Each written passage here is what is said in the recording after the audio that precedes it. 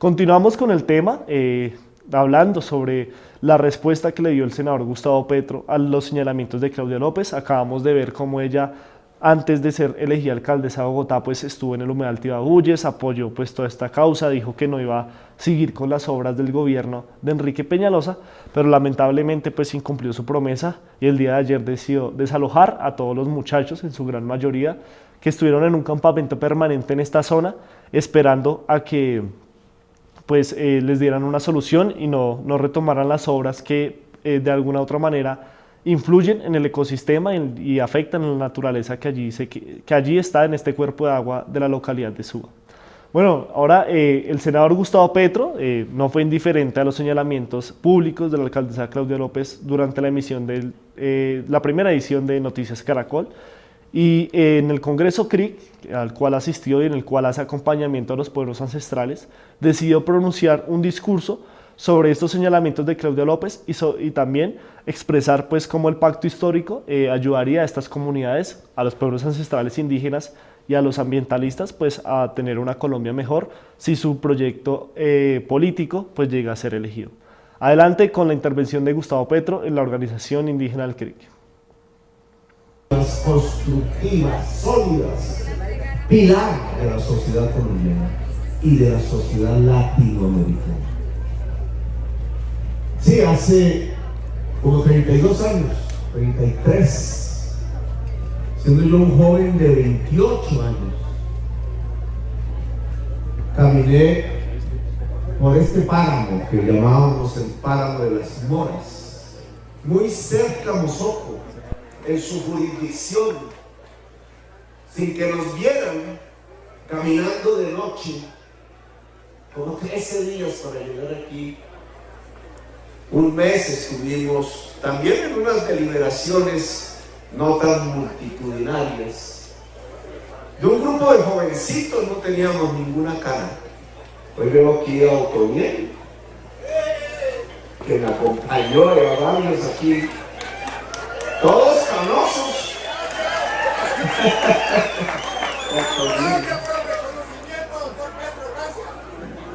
Aquí lo veo, allá lo encontré en aquel entonces, un combatiente, un guerrero duro. Yo apenas un muchachito de la ciudad.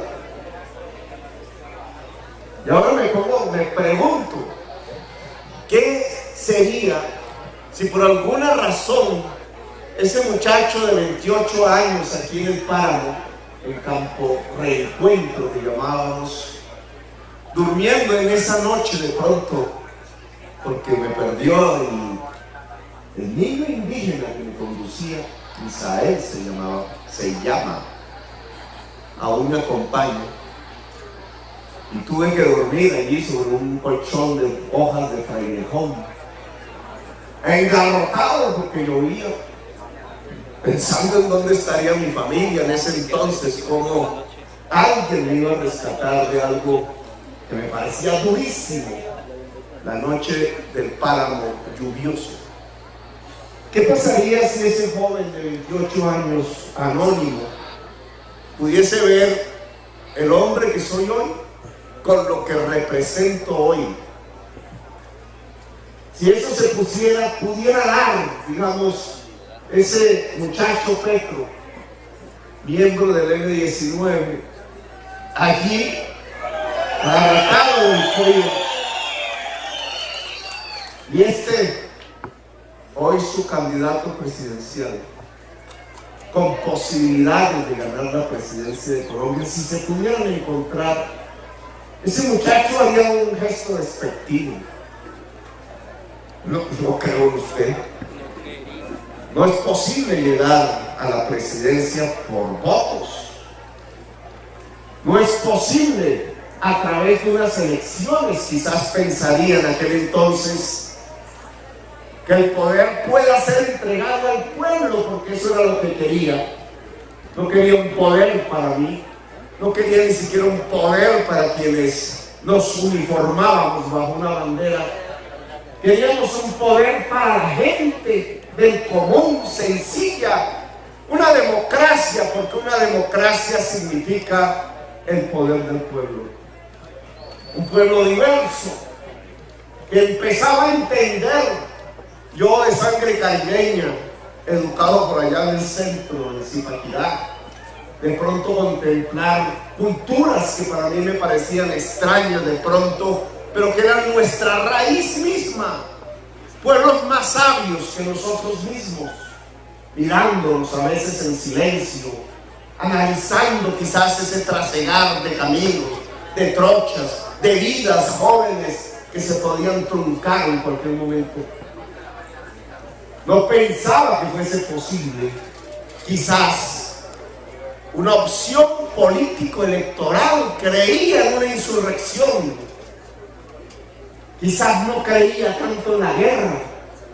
En ese campamento se empezaba a hablar de la palabra paz. Y de allí nació lo que finalmente sería la paz. Ese Petro de 28 años frente al que es hoy, quizás no entendería lo que hoy mismo trato de proponerles, de seducirlos, de convencerles de que es posible un camino de transformaciones reales a partir de la construcción de la paz, y que la paz es quizás el bien supremo de una nación. Ahora me entero, hablando con algunos de los integrantes de la Guardia Indígena, lo que podía significar dormir en el páramo, caminar de noche por el páramo. Él me decía que allí de noche, en esas soledades del silencio, como decía una canción, compañera santanderiana, Gloria Flores, en esas soledades que se sienten, en esas oscuras noches frías, congeladas, en las que uno pudiera morir si no hubiera la solidaridad humana, la solidaridad indígena, que fue el que me sacó del páramo, que la llevaron allá donde estaba Otoniel. Si no existiera esa solidaridad, hoy podríamos decir que quizás no sería posible la esperanza. Bueno, ese indígena ahora, miembro de la Guardia, me enseñó hoy, 33 años después, que los que caminaban y caminan de noche por esos páramos se llenan de los espíritus, de lo vivo, de los animales, de la nanta, del venado, de la serpiente, espíritus que enseñan a resistir. Que pasar por la noche y pernoctar en el páramo es lo que garantiza a partir de los espíritus de la noche la capacidad de resistir. Y hoy, 33 años oyendo esa palabra, puedo decir que efectivamente por caminar de noche en esos páramos y pernoctar en él, el páramo de las Moras, he resistido. Quizás vamos a resistir hasta el final. Vamos a resistir. Allí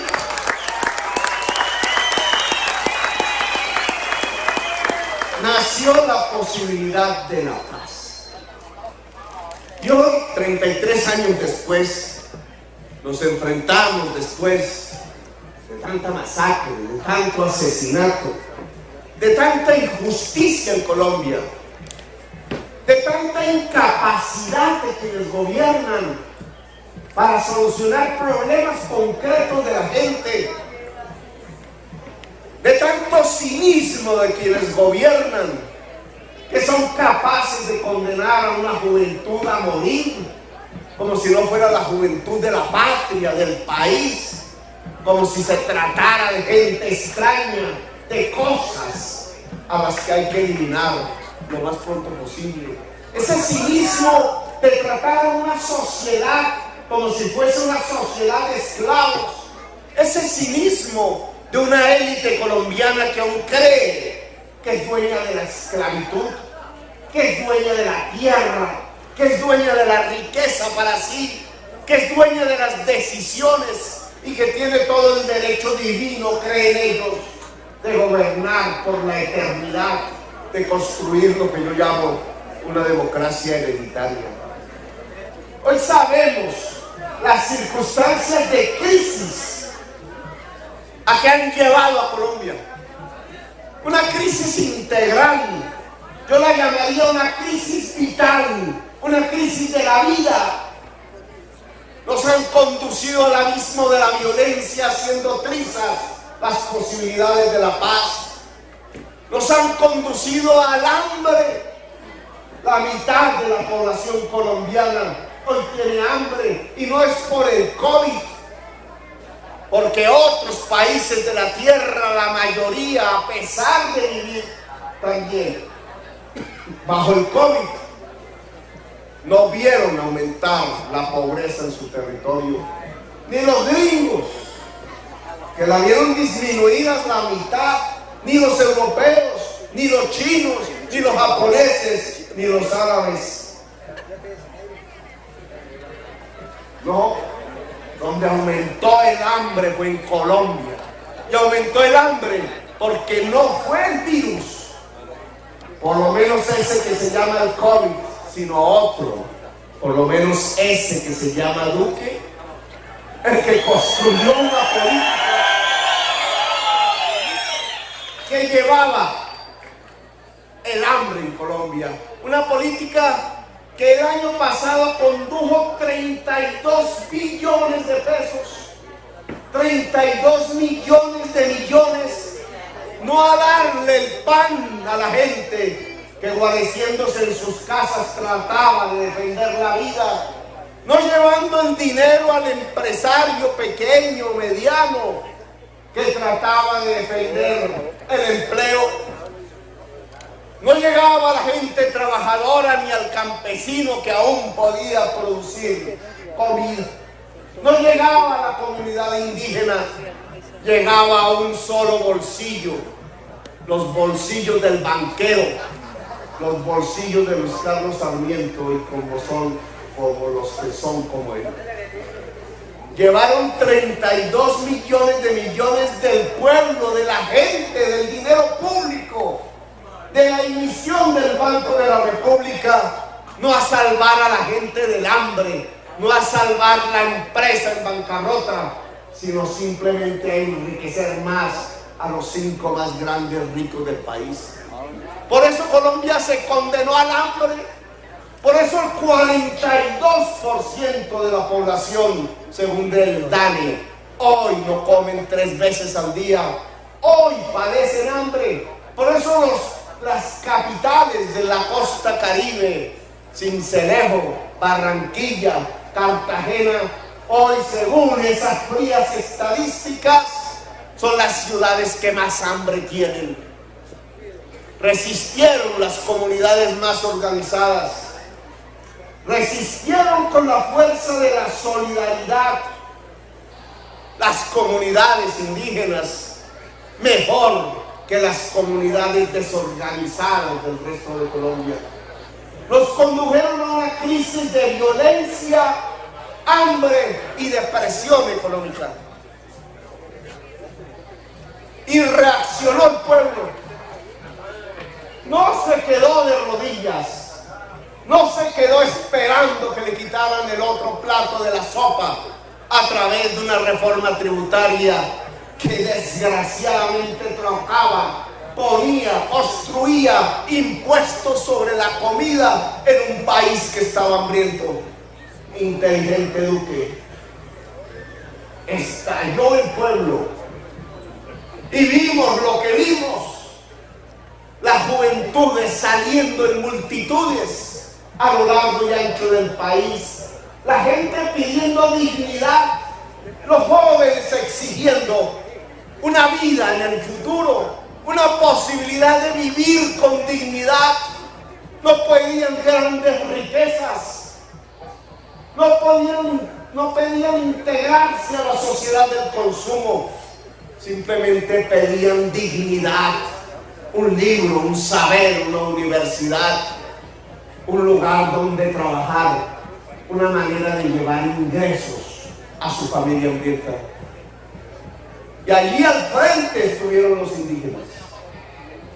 Ustedes, la minga. Hoy ustedes son una fuerza moral y de eso es que quiero hablar.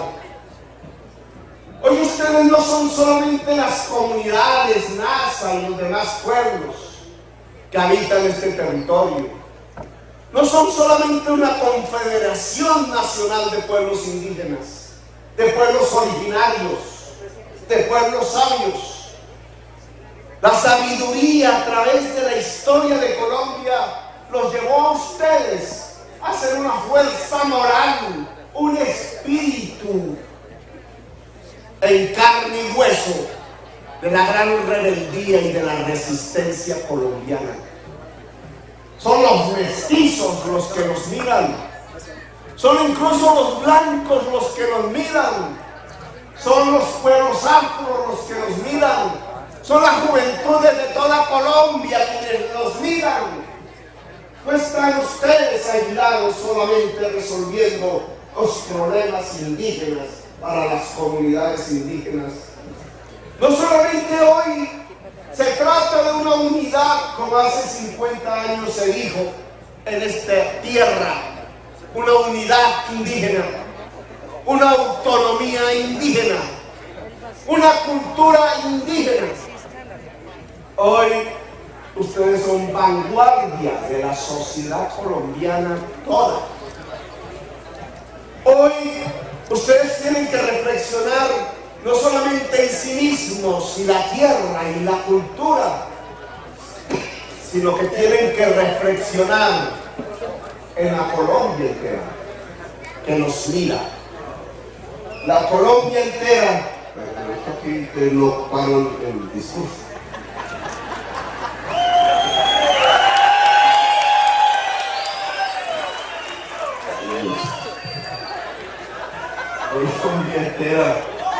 Colombia entera nos mira. Por tanto, la deliberación tiene que ver con toda Colombia, con el nuevo papel del movimiento indígena como espíritu ético de la nueva resistencia colombiana, con las posibilidades ya no de cómo nos oponemos, de cómo resistimos en algún rincón, así como nosotros resistíamos aquí cerca de Mosoco, en el campo del reencuentro, en el páramo de Moras. No es como ese joven de 28 años pensaba: resistir, tratar de sobrevivir, tratar de mantener una bandera en alto. Hoy se trata de gobernar. Miren el cambio drástico de la historia de Colombia. Hoy no estamos convocados, ni los convoco a ser una fuerza de oposición a un gobierno incapaz. Ese gobierno incapaz ya se deshace solito. No, hoy los convoco, las convoco a construir el gobierno popular de Colombia. Un gobierno con los indígenas y las indígenas. Un gobierno con los y las afros de Colombia. Un gobierno con la juventud. Un gobierno con el pueblo mestizo inmenso de este país. Un gobierno que sea el acumulado de las luchas sociales y políticas que durante 5 siglos han llenado de letras, de páginas de heroísmo los rincones de este país. Un gobierno con el campesinado que quiere tierra. Un gobierno de la tierra y del agua. Un gobierno de la vida después de los siglos de gobiernos de la muerte en nuestra historia republicana. Ni más ni menos. De eso se trata los días y los momentos que estamos viviendo. Convocar a ese jovencito que estaba ya uniformado. Nunca me gustaron los uniformes, la verdad se ha dicho. A que el camino no eran esas trochas silenciosas de una resistencia quizás anónima y aislada, sino que el camino era el de las grandes multitudes, que el camino era el de esos océanos de la gente que llenaban las plazas, deseosas de volverse poder. Poder no para sí mismos, poder para transformar una era de Colombia. Una era de Colombia que ha sido de atraso, de ignorancia conducida por los gobiernos, de violencia, por una era nueva, de paz, de democracia real y multicolor, donde todas y todas puedan ser como quieren ser, donde todas las culturas se puedan encontrar y dialogar, donde toda esta diversidad del Cauca, por ejemplo, pueda caber en el Cauca. Yo veía en los momentos de la movilización social esos cuerpos que organizaban las capas más ricas de la sociedad regional, tratando de matar indígenas, tratando de matar jóvenes en grandes camionetas con fusiles ante un pueblo desarmado. A veces pensaba que en sus cabezas habían llegado incluso noticias falsas, que es que los indígenas van armados, que es que les van a quitar las casas, que es que les van a cerrar sus colegios privados. Y era falso. Hubo sangre gratuita en Cali y en Popayán. Ni siquiera lo que había que hacer era ese enfrentamiento entre una juventud resistente, pobre, excluida, y otra juventud uniformada. Lo que había que construir era ese gran torrente popular para acercar el poder tradicional de Colombia, el poder de los esclavistas, el poder que llamaba Quintín Lame de las oligarquías.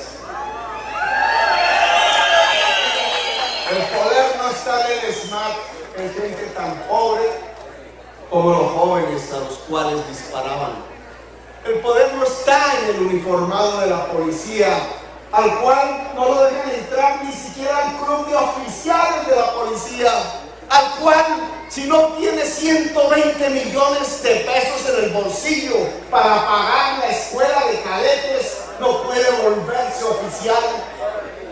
En nuestro gobierno podrán gratuitamente estudiar en las escuelas de cadetes y universidades para que cualquier hijo de campesino o de indígena, cualquier hijo de afro, de negro, pueda convertirse en general. Pero el problema no estaba ahí. El problema está en un poder decrépito, un poder carcomido en su propia degeneración mafiosa, un poder que ya no puede hablar de propuestas, y por eso no se dignaba a acercarse a hablar ni con los indígenas y después ni con los jóvenes.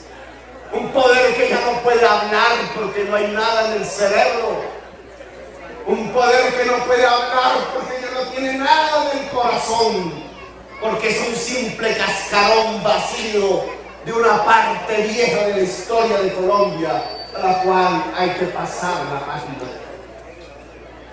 Ahora se trata de cambiar ese poder. La gran minga hoy de la diversidad de toda la sociedad colombiana, de los pueblos mestizos, negros, indígenas, juveniles, de los pueblos femeninos de este país, de la enorme cultura de Colombia, que espera convertirse en una gran nación como Bolivia y más allá, una nación absolutamente democrática y en paz. Hoy esa nación necesita cambiar el poder. La minga ya no es la carretera. La minga de los jóvenes ya no es la barricada en un barrio popular. Ahí nos tienden las trampas, perdemos la historia, nos dividen, unos queriendo pasar, otros deteniéndolos, ambos pobres, ambos pueblos, unos queriendo pasar y otros deteniendo, cuando los que tienen el poder en Colombia no necesitan ni siquiera pasar por las carreteras. Por las carreteras no pasan sino las grandes tractomulas llenas de cargamentos de cocaína donde amasan sus dinerales. No, hoy la minga, y este es el tema de reflexión que quiero dejarles, la minga tiene que ver con la urna electoral. Si 3 millones de jóvenes que hoy no votan deciden votar, cambia la historia de Colombia.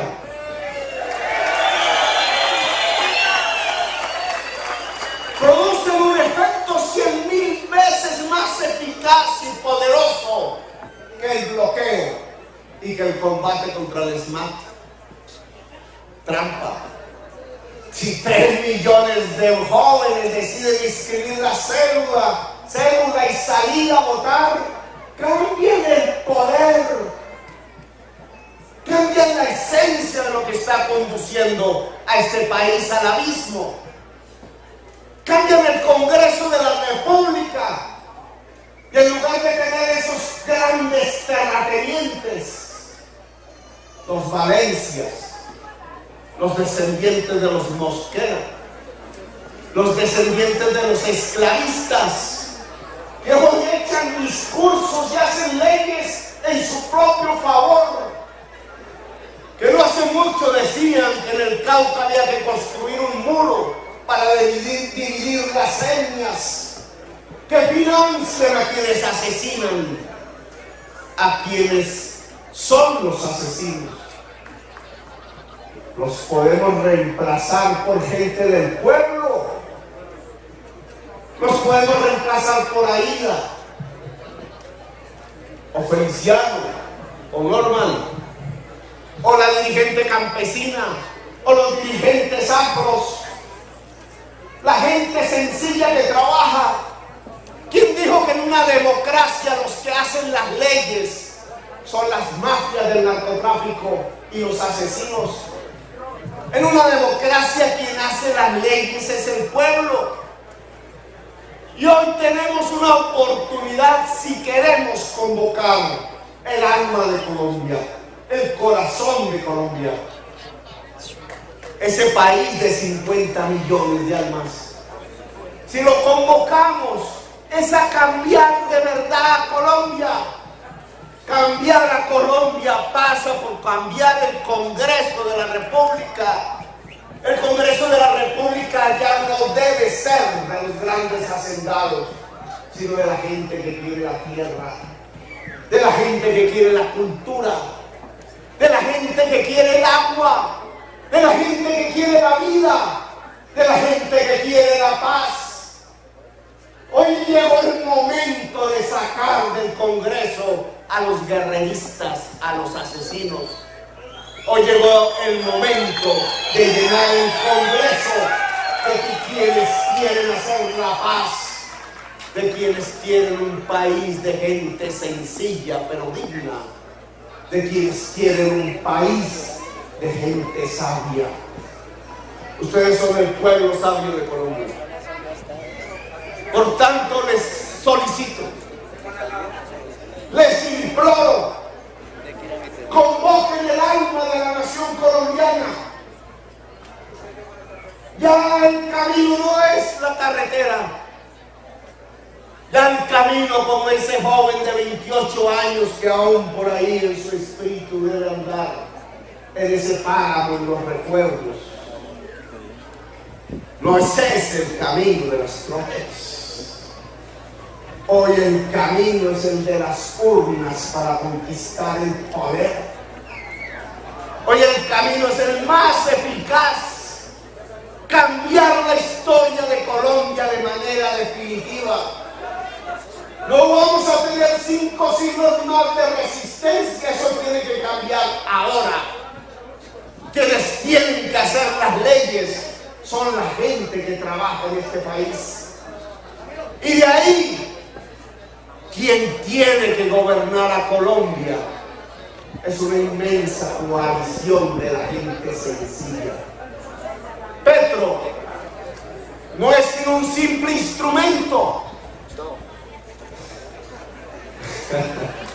Dijeron que no.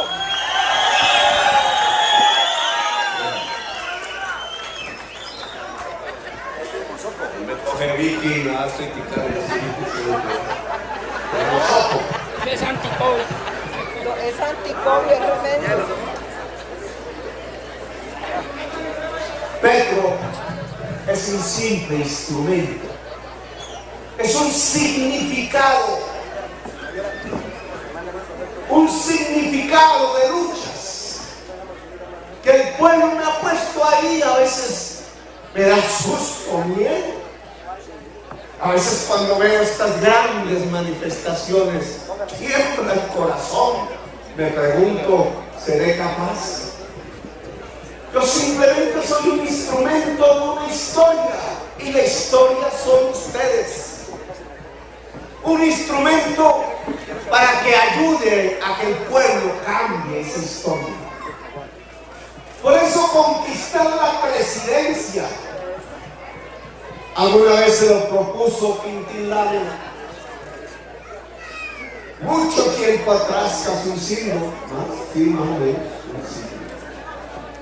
Alguna vez se lo propuso el último oficial del Ejército Libertador, un general indígena de Chaparral, Tolima, Pijao. José María Melo se llamaba, y fue el único presidente indígena de Colombia. El Ejército Libertador, imagínense, el que había peleado con Melo de teniente, un muchachito quizás más joven que yo cuando estuve en nosotros. Un teniente que peleó en Junín, Bomboná, Ayacucho. Teniente y oficial de Bolívar. Y allá en 1854 era el jefe de ese ejército, vuelto general. Y los artesanos de Bogotá, la gente que trabajaba, los obreros de la mano, lo convocaron ante un momento en donde un gobierno pretendía liberar las importaciones y arruinar la industria nacional. Miren qué cercano es a lo que sucede hoy. Un gobierno de grandes importadores que iban a arruinar el artesanado. Ese artesanado se juntó con los soldados de Bolívar, obrero y soldado, y se tomaron el poder. Y fue el único momento en que gobernó un presidente indígena. Por 8 meses, los ejércitos de esclavistas del Cauca y de Antioquia rodearon a Bogotá y derrotaron al general y a los artesanos y al ejército de Bolívar. Y miren la historia, el simple hecho de que un soldado libertador y un obrero artesano se juntaran en el poder, condenó al general Melo al exilio. Es el único presidente de Colombia cuyo cadáver no está enterrado en este país. Tal la venganza de la oligarquía. El único presidente indígena cuya sangre, cuyos huesos, cuyos últimos vestigios no pueden descansar en su propia tierra del sur del Tolima. Y además disolvieron el Ejército Libertador. Acabaron el ejército que le había dado la independencia a Colombia, que había construido la república, que había llevado la república a 5 países de América Latina. La oligarquía de esclavistas del Cauca disolvieron definitivamente el ejército de Bolívar y no dejaron entrar el cadáver fusilado del último presidente, único presidente indígena. Bueno, no tengo sangre indígena, seguro. No puedo considerarme por el desarrollo cultural, por las formas que me tocó vivir, parte de una comunidad. Mi comunidad es el pueblo. Pero sí quiero repetir esa historia. Reconstruir un ejército libertador, no un ejército represivo, un ejército democrático, una policía democrática que le sirva a los derechos y las libertades de la gente sencilla del común y que deje de arrodillarse a los poderosos narcotraficantes y a los mafiosos políticos. Reconstruir ese presidente indígena en lo que quería hacer, que era proteger el trabajo nacional, proteger de importaciones de alimentos cuando la comida se puede sembrar y cosechar y procesar en Colombia. Proteger ese trabajo manual que hoy por hoy, moderno, con tecnologías, puede disparar la industria nacional, poder enriquecer a los pobres que no necesitan empobrecer a los ricos. Colombia puede ser próspera porque vivimos en uno de los países más hermosos de la tierra. Eso es lo que pretendo. Quizás como un heredero del general José María Melo, el único presidente indígena de Colombia, yo los convoco a instaurar un gobierno popular en Colombia. Llegó la hora de gobernar. No llegó simplemente la hora de protestar. La protesta es legítima, pero este momento de la historia no es solamente el de la protesta. Este momento de la historia es la de tomar el gobierno. Y el camino de la toma del gobierno implica dos condiciones. Que ustedes puedan convocar al conjunto de la nación colombiana como la fuerza y el espíritu ético que son. Que puedan pensarse como parte y vanguardia de la gran sociedad colombiana. Que puedan convocar a sus juventudes a lo largo y ancho del territorio, a sus mujeres, a la gente mestiza, a la gente diversa. Primera gran conclusión, primer pilar de la transformación de Colombia, y que vayamos con decisión, que organicemos la gran movilización social hacia las urnas y el cuidado del voto, hacia no dejarnos robar en ninguna parte de Colombia el voto del pueblo, y a lograr que ese voto del pueblo cambie la historia de Colombia. Les solicito que convoquen a la nación colombiana a gobernar Colombia, a ser dueña de este territorio, a desatar la gran cultura nacional diversa, multicolor, a desatar las grandes fuerzas que puedan defender el agua de estos páramos del cambio climático, para defender ese agua de la crisis climática. Ya no solamente podemos actuar aquí, nos toca actuar en todo el mundo. Nos toca actuar convocando a la humanidad por su sobrevivencia, por su propia vida. La crisis climática es el gran castigo que el capital en su codicia, amasando y amasando y usando más y más petróleo y carbón. La sangre de la tierra, decían los Uguas, ha desatado la muerte total, la posibilidad de la extinción de la vida toda, incluida la de la especie humana. Son tiempos de emergencia de la vida en el planeta Tierra. Son tiempos de crisis civilizatoria. Y aquí la sabiduría de ustedes.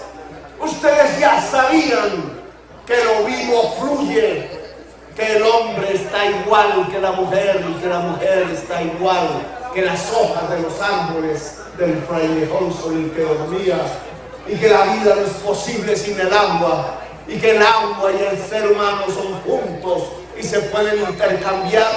Esa sabiduría ya existía, y ese mensaje es el que necesita la humanidad hoy. Hoy la humanidad sabe que está apenas a unas décadas de su colapso final, El COVID es apenas el primer campanazo. Y no se trata entonces de que salgamos corriendo del miedo. Se trata de afrontar la realidad. Se puede defender la vida. Se puede defender la especie humana. Podemos detener el homicidio, palabreja que hay que inventar, que no es más que el homicidio de todo lo viviente por un capital codicioso que usa intensivamente el carbón y el petróleo.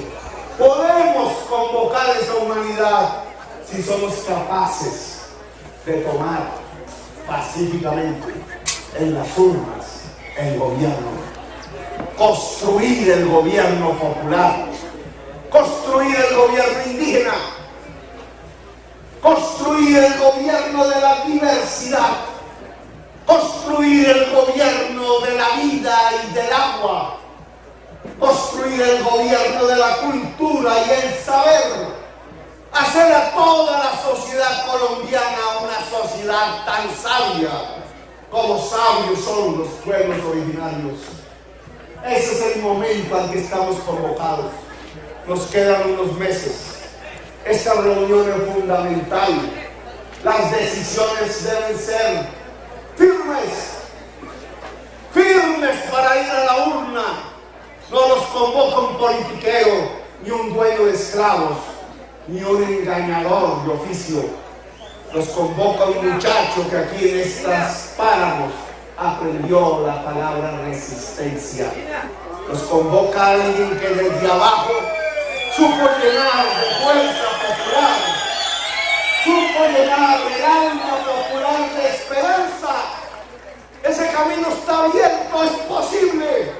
Solo nos pueden ganar con el fraude. Somos mayoría.